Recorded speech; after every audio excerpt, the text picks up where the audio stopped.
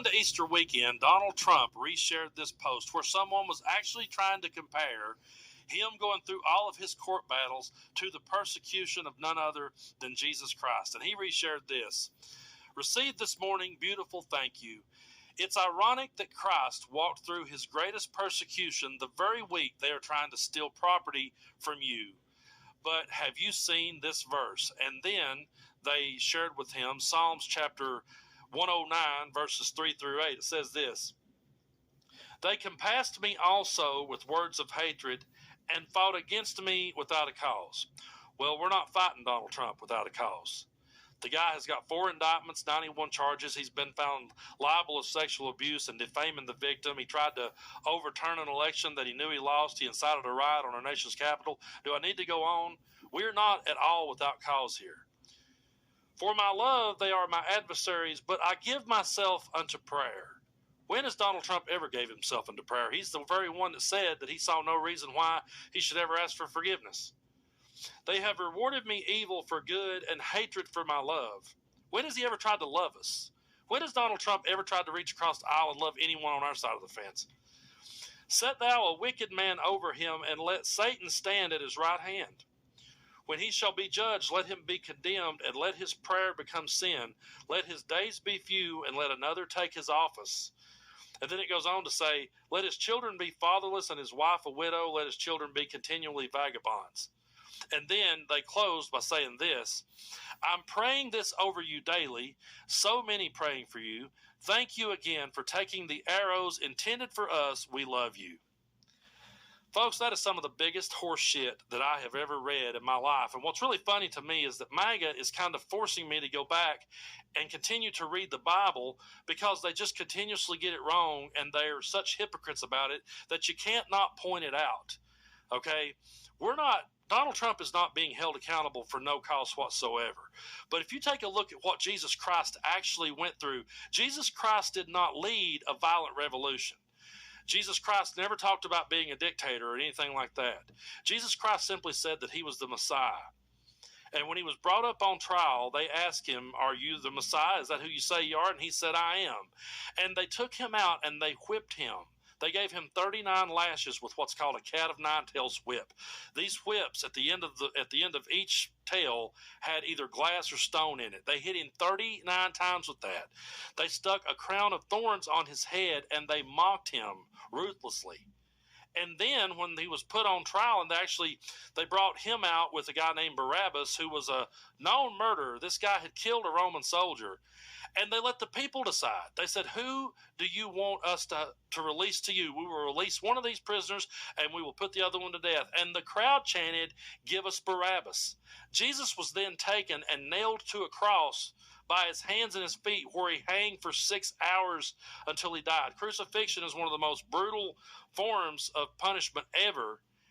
That's what Jesus Christ went through, and he never led a violent revolution. That wasn't what he was about. As a matter of fact, the only act of violence that is ever recorded that Jesus ever did was when he went into the temple, when he went into the church and saw what they had done in his Father's name. He said, it is you who has turned my Father's house into a den of thieves. This was supposed to be a house of prayer, and you've turned it into a den of thieves. So his only act of violence did not come against the government, did not come against those powers that be. It came against the temple back then. So the fact that they've got this distorted and this screwed up really doesn't surprise me. And it also doesn't surprise me that Lauren Boebert herself has actually used that very verse before. Take a look at this clip. God said that he was the provider. I know that Jesus said that we would be blessed, but I just don't know about this month. And Jesus is right there at the table with you. Sam, what kind of conversation is this? Why are you talking like this, and why are you sad? Jesus, don't you know? We're out of money. COVID's hit. They shut everything down. Joe Biden's president. We don't know what to do, Lord.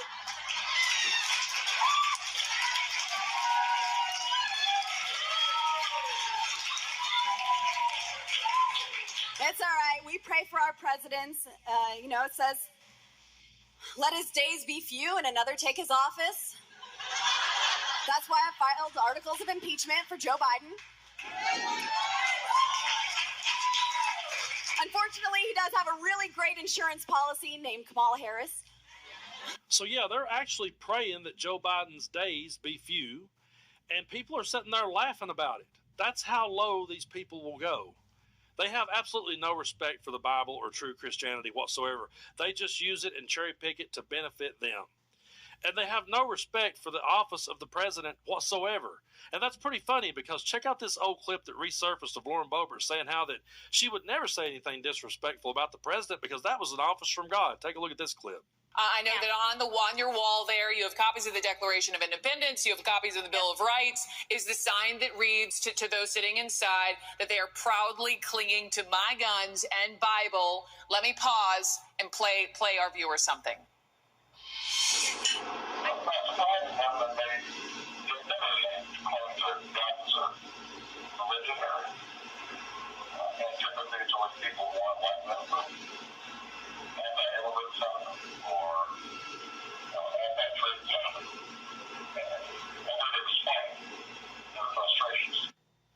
I don't know if you could hear that, Lauren. That was then Senator Obama back in 2008 campaigning, comment caught off mic, talking about people in rural areas, clinging to their guns and religion. And so I just have to ask, is the sign in your restaurant a direct jab at Obama? No, I would never do anything to disrespect my president. I believe that it is an office that is in place by God, and I would never say anything to disrespect him. I didn't know that comment was even made. I actually picked up the sign just at a local store. Okay. That does not even look or sound anything like Lauren Boebert. That's not the Lauren Boebert that we see out there today. But to people out there who are true Christians and true believers, I am truly sorry that these people have hijacked and totally bastardized your religion.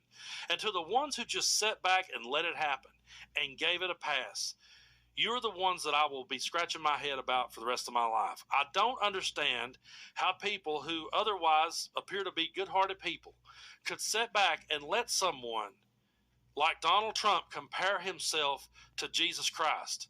I remember a time growing up in church that if we'd have ever made a comparison like that of anyone to Jesus Christ, we would have been told, no, you can't do that.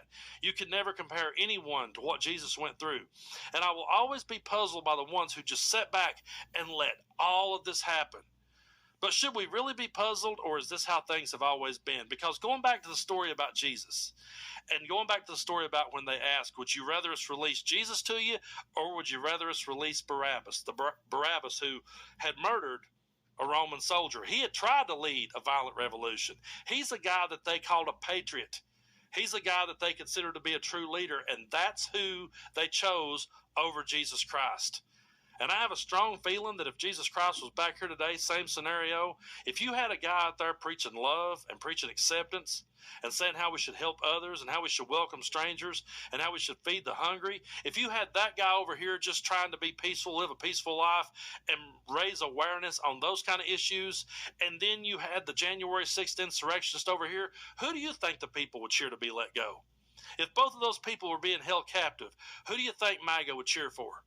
Would they cheer for Jesus, or would they cheer for the insurrectionist? Are they any different? At the end of the day, ask yourself, are they any different than the people thousands of years ago who stood up and said, give us Barabbas?